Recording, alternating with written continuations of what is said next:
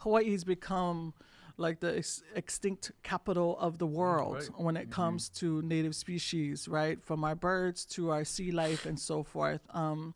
What's in the landscape now that we should be really kind of knowing, understanding, or focusing our advocacy on?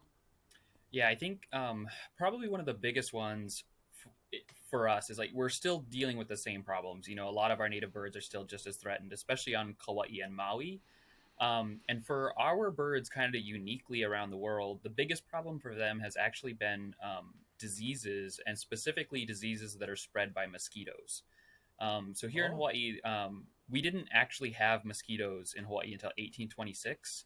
And they were first introduced to Lahaina, Maui through, they believe, ship ballast on the U.S. Wellington. Was the ship that potentially brought them in, and then they slowly spread across the chain. And as soon as the mosquitoes arrived, a wave of extinction followed. And it was just like with us, you know, like we weren't resistant to European diseases. Our birds had been isolated from these diseases for millions of years, and so it just decimated their populations. And so, kind of the big thing that's happening right now. And actually, there's a environmental assessment that's up for public comment at Haleakala National Park right now. But they're talking about using what's called, they kind of term it like a mosquito birth control.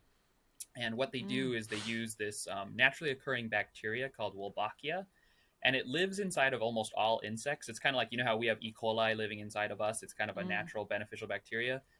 Insects have Wolbachia. But the interesting thing is if one mosquito has a different strain of Wolbachia than another one, they can't have fertile eggs. So they'll still mate and like have babies, but they won't hatch, you know. And so it's a way to like reduce populations. And in some places they've been able to reduce mosquito numbers by as much as 96% using this technique. Wow. Yeah, so the hope is to raise a bunch of these male mosquitoes which don't bite. So only female mosquitoes bite. So the hope is to raise a bunch of these male mosquitoes. Yeah.